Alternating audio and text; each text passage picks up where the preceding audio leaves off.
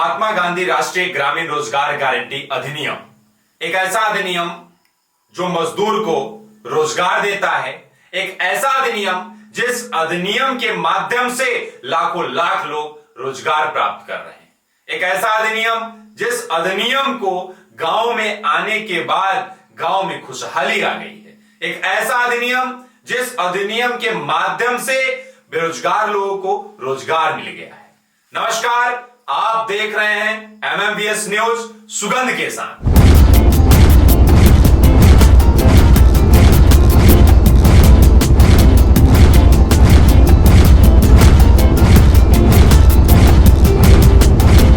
महात्मा गांधी राष्ट्रीय ग्रामीण रोजगार गारंटी अधिनियम को व्यवहारिक रूप देने के लिए धनराशि का प्रबंध केंद्र और राज्य सरकारों को यह समन्वित सहयोग से किया जाता है। महात्मा गांधी राष्ट्रीय ग्रामीण रोजगार गारंटी योजना के संचालन में केंद्र सरकार इस प्रकार व्यय का वहन करती है, जैसे केंद्र सरकार द्वारा प्रशासनिक खर्च में अन्य बातों के साथ यह भी शामिल है कार्यक्रम अधिकारी और उसके सहायक स्टाफ के वेतन भत्ते तथा कार्यस्थल पर सुविधाओं पर होने वाला व्यय।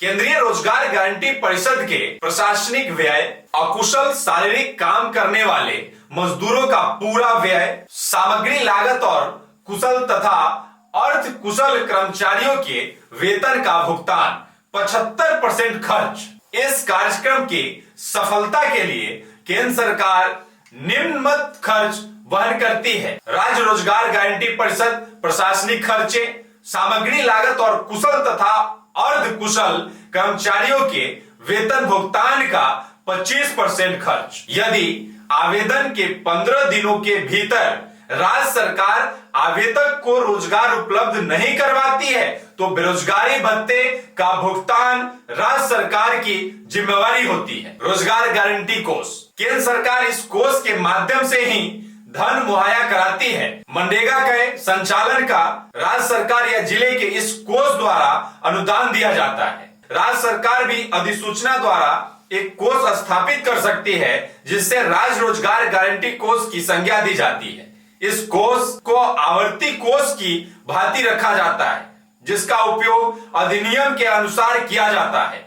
इसी तरह के आवर्ती कोष महात्मा गांधी राष्ट्रीय ग्रामीण रोजगार गारंटी अधिनियम के तहत जिला, ब्लॉक और पंचायत स्तर पर बनाए जाने चाहिए। धन के उपयोग तथा अंतरण हेतु वित्तीय प्रबंध विधि को राज्य सरकार के लिए लाभप्रद होता है। इसमें पारदर्शिता, कार्यकुशलता और जवाबदेही सुनिश्चित करते हुए कोष को इस तरह खर्च करना चाहिए कि अंतिम परिणाम सकारात्मक निकले।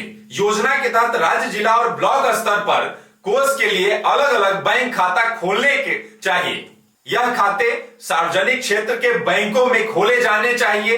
किसी भी स्थिति में महात्मा गांधी राष्ट्रीय ग्रामीण रोजगार गारंटी अधिनियम के लिए आवंटित धन को अन्य कार्यों में खर्च नहीं करना चाहिए। कोष जारी करना, संपूर्ण ग्रामीण रोजगार योजना में कुछ राज्य द्वारा पूर्व निर्धारित आवंटन प्रस्ताव के आधार पर जारी किया जाता है, जबकि राष्ट्रीय ग्रामीण रोजगार गारंटी योजना में ऐसा नहीं है।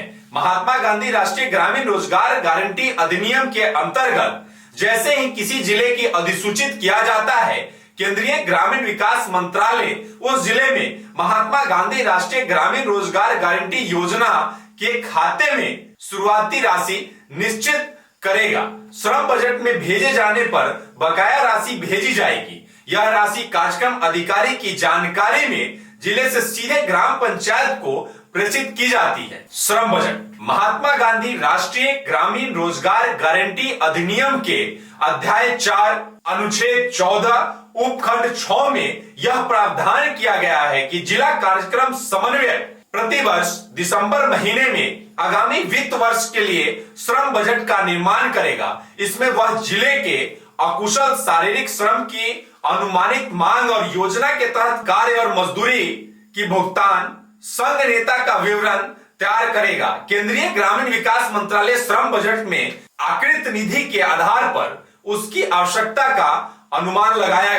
केंद्रीय ग्रामीण विकास सचिव के तहत एक उच्च अधिकार प्राप्त समिति राज्य सचिव के परामर्श करके जिला श्रम बजट को मूल्यांकन के बाद मंजूरी करेगा। वास्तविक रोजगार मांग तथा अनुमानित बजट में समानुपात होना चाहिए। यदि अंतर उत्पन्न हो तो उसे जिला स्तर पर विश्लेषण किया जाए। श्रम बजट को उसी के अनुरूप संशोधित किया जा सकता है। उचित पारिश्रमिक की मांग होने पर केंद्रीय ग्रामीण विकास मंत्रालय प्रशासनिक लागत सहित अनुमानित वित्तीय आवश्यकता की केंद्रीय हिस्से को 2 किस्तों में जारी कर देता है। व्यवसायिक मांगे पिछले वित्त वर्ष की मांगों और जिले के वर्तमान रुझान के आधार पर तर्कसंगत ढंग से रखी जाए। रोजगार की मांगों में अधिक वृद्धि हो तो समस्त जिलों का इसका न्याय उचित स्पष्टीकरण देना चाहिए। यदि स्पष्टीकरण ना आया तो उच्च अधिकार प्राप्त समिति राज्य सचिव के परामर्श करके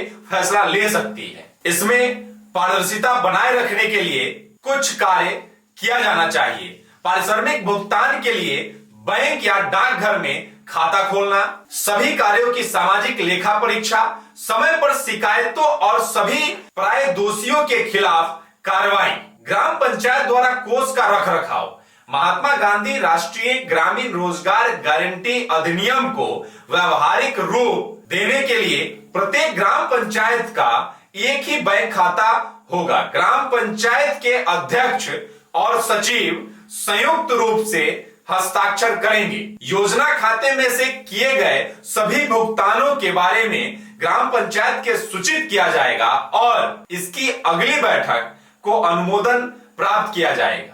कोई आपत्ति दर्ज की जाए तो उसका निवारण अपेक्षित कार्रवाई हेतु तुरंत कार्यक्रम अधिकारी को भेजा जाएगा। योजना खाते से कोष को उसी स्थिति में खर्च किया जा सकता है जब संबंधित योजना को सक्षम अधिकारियों द्वारा प्रशासनिक एवं तकनीकी स्वीकृति मिल चुकी हो। बिना अधिकारी की अनुमति के यदि धन खर्च किया जाता है तो उसके लिए ग्राम पंचायत का अध्यक्ष व्यक्तिगत रूप से जिम्मेवार होगा। महात्मा गांधी राष्ट्रीय ग्रामीण रोजगार गारंटी योजना से संबंधित ग्राम पंचायत के खातों को पूर्व निर्धारित प्रारूप में अर्धवार्षिक सामाजिक लेखा परीक्षा हेतु ग्राम सभा के सामने प्रस्तुत करना होगा। धन्यवाद। मैं सुगंध आपको मनरेगा से संबंधित विशेष जानकारी दे रहा था।